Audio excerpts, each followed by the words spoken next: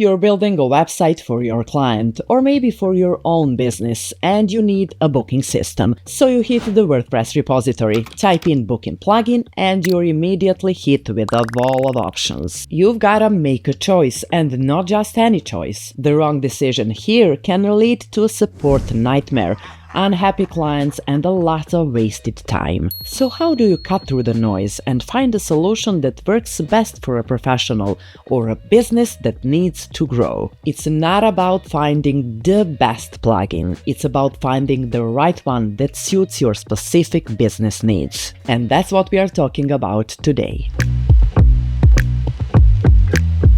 From my years of experience, I've boiled it down to 3 key questions you need to ask yourself before you make this decision. First, what's your client's business model? Are they a single freelancer, a multi-location salon, or maybe an agency with a dozen employees? The plugin needs to scale with them. Next, what's the money situation? Do you need to take full payments upfront?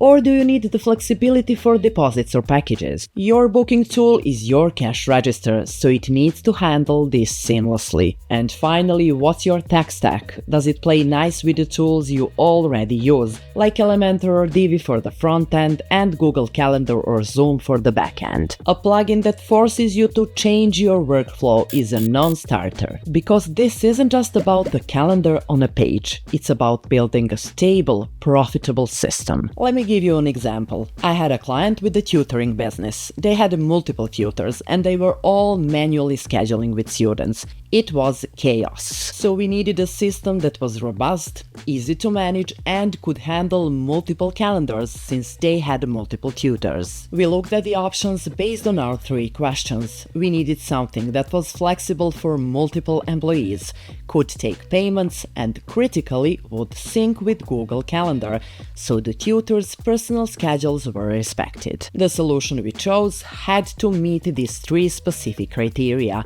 and this is how you move from a generic solution to a targeted, effective business tool. It's about building a foundation for business, not just filling an empty space on a page. So before you install the first plugin you see, take a moment to ask those questions. What's your business model? What are your financial needs? And what's in your tech stack? And if you found the plugin that fits your needs, drop a comment below and tell me what it is. I'd like to hear what works out for you guys. See you in the next one.